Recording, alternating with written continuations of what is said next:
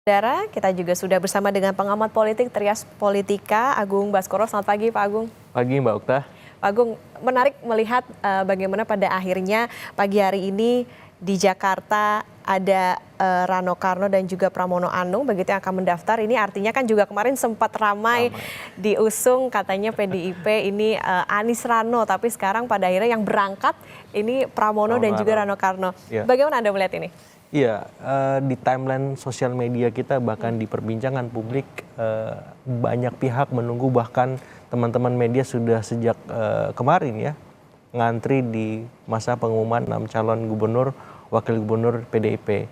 Cuman sayangnya memang untuk Jakarta ini ditunda bersama beberapa daerah yang lain. Nah, kejutan itu yang saya kira akhirnya mengemuka sekarang, dan sedikit banyak di timeline kita sudah ada informasi bocoran, dan itu saya lihat menjadi dalam tanda petik agak anti klimaks karena yang mendaftarkan ini Pramono dan Rano.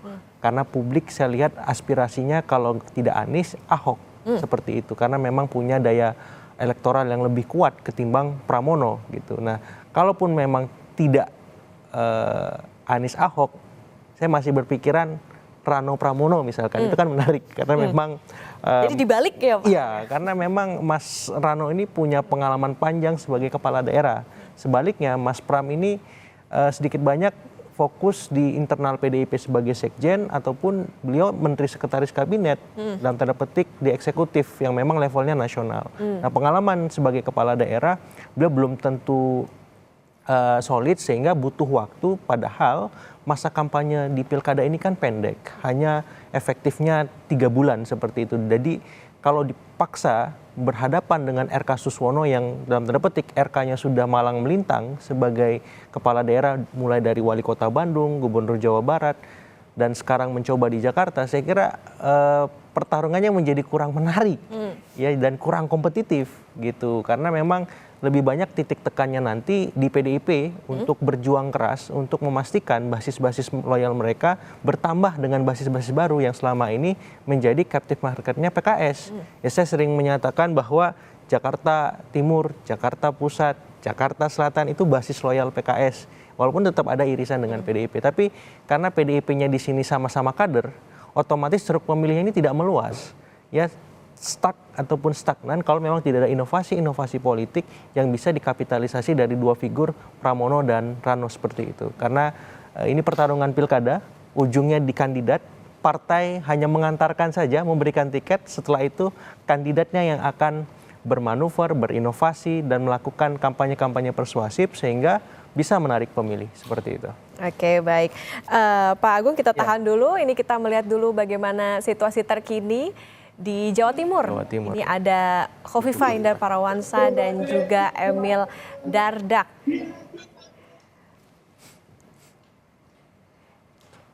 Rame ini ya, semuanya bergerak. Seru. Jawab.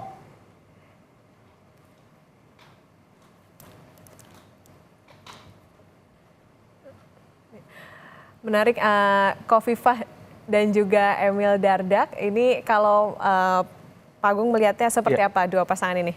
Iya, ini pasangan petahana dari elektabilitas cukup kuat ya. Sekarang sedang menunggu siapa lawannya.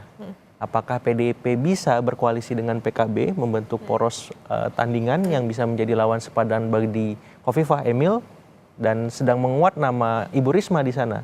Nah, kebutuhannya lagi dan lagi saya lihat perlu pendamping dari kalangan religius santri yang selama ini terrepresentasi lewat Nahdlatul Ulama ya, kaum Nahdiyin gitu. Nah, ini bukan tugas yang mudah juga untuk dilibatkan, karena kita tahu secara nasional PKB sekarang punya keterikatan dengan koalisi Indonesia Maju Plus seperti itu. Jadi sedikit banyak lagi-lagi PDIP harus bekerja keras untuk Jawa Timur. Kenapa? Karena memang secara elektoral pasangan Khofifah Emil ini unggul jauh ya dibanding lawan-lawannya. Dan problemnya sekarang PDIP belum memutuskan untuk konteks cagupnya itu satu hal, cawagupnya itu dua hal. Nah, kocok ulangnya nggak banyak waktunya, tinggal tersisa besok seperti itu. Nah, jadi saya lihat memang untuk menghadirkan lawan yang sepadan bagi Khofifah Emil, mau tidak mau selain Ibu Risma, saya kira perlu dipikirkan siapa wakil yang pas untuk memastikan pertarungan di Jawa Timur kompetitif. Jangan sampai ya dalam tanda petik ya di Jakarta kemudian ada nama Mas Pram, kemudian Mas Rano yang belum terlalu solid untuk menghadapi RK Suswono. Kemudian di Jawa Tengah ada nama Pak Andika, kemudian Pak Hendra melawan Ahmad Lutfi dan Taj Yassin yang juga secara elektabilitas lebih solid ya. Jadi saya lihat pertempuran di pilkada nanti antara Kim Plus dengan PDIP ini kalau dibilang tidak terlalu kompetitif, per pagi ini saya melihatnya demikian. Tapi ini bukan hal yang permanen, sangat dinamis, tergantung bagaimana kader-kader PDIP di bawah bisa mengaktifasi seluruh mesin-mesin politiknya sehingga bisa memastikan bahwa kemungkinan mereka menang lebih besar ketimbang kalahnya. Seperti itu. Seberapa berat sebetulnya yang harus dihadapi PDIP apalagi karena kalau kita Kim Plus ini kan koalisinya lumayan gendut lah gitu. Persis. Apa amunisi yang harus disiapkan PDIP termasuk juga tadi tidak hanya di Jawa Timur misalnya tapi juga di Jakarta? Ya, pertama memang yang paling penting mengoptimalisasi magnet figur kandidatnya, personal brandingnya. Ya, dalam ambil contoh Mas Pramono, kemudian Mas Rano gitu, bagaimana kemudian mereproduksi, mengkapitalisasi, mengoptimalkan, bahkan memviralkan prestasi yang selama ini mereka lakukan sebagai menteri, sebagai sekjen partai, atau sebagai gubernur Banten, bupati di Provinsi Banten, sehingga publik tahu bahwa kandidat ini punya rekam jejak. Begitu juga dengan Pak Andika Perkasa sebagai Panglima, kemudian Pak Hendra Prihadi yang begitu banyak prestasinya sebagai Wali Kota Semarang, pun nanti ketika di Jawa Timur Ibu Risma menjadi Wali Kota Surabaya, Menteri Sosial. Jadi mengkapitalisasi rekam jejak mereka, karena itulah esensi pertarungan di pilkada. Yang kedua, bagaimana kemudian bisa mengoptimalkan program branding. Apa visi misi program yang mereka usung ketika menjadi kepala daerah di Jakarta, di Jawa Timur, ataupun di Jawa Tengah. Keunggulannya apa? Inovasinya apa? Apa kebaruan yang mereka punya sehingga ada perbedaan yang khas antara kandidat yang diusung PDIP dengan Kim Plus. Kalau program, visi misi dan seterusnya itu tidak mereka kampanyekan secara masif, publik-publik yang menjadi pemilih rasional akan melihat apa bedanya. Toh sama saja kalau hanya sekedar ini pemerintah bukan pemerintah, saya kira di pilkada arahannya bukan demikian. Siapa yang paling konkret yang bisa menjawab problem-problem akut, problem-problem serius yang selama ini menjadi masalah besar di sana. Dalam ambil contoh misalnya di Jakarta soal macet, itu bagaimana? Banjir, polusi udara, soal sampah. Nah, Mas Pram, Mas Rano punya solusi apa? Punya inovasi apa untuk menyelesaikan itu?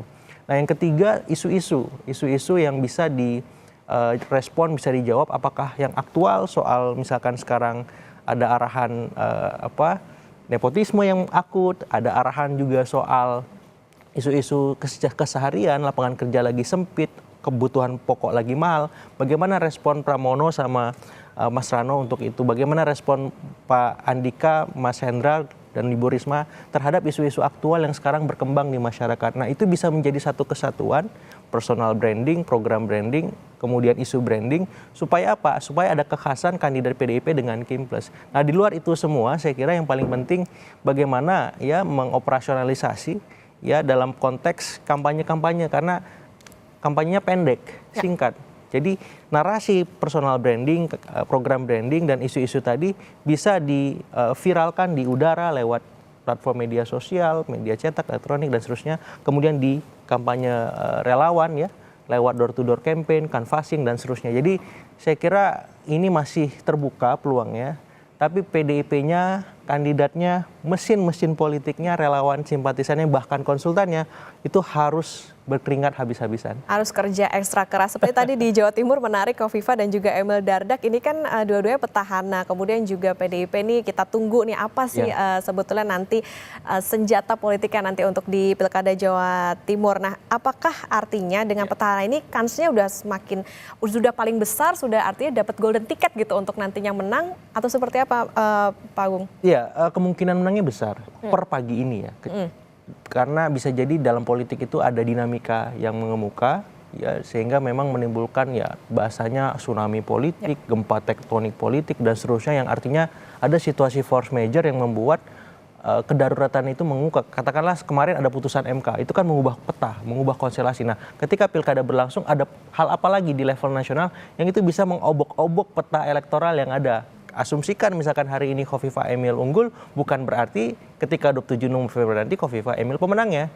Karena perjalanan ini masih panjang, asal lawannya Kofifa Emil bisa mengoptimalkan tadi ya branding yang bisa mereka kerjakan maupun mesin-mesin politik yang tadi bisa mereka viralkan seperti itu. Nah, di konteks ini saya kira yang penting dari Khofifa Emil karena mereka punya keunggulan elektoral, yang menjadi lawan terbesar mereka justru bukan lawan politiknya tapi diri mereka sendiri. Itu yang sering terjadi. Apakah ada blunder, ada kesalahan-kesalahan yang tidak perlu terjadi, salah ucap, salah omong, salah perilaku, salah respon dan seterusnya itu.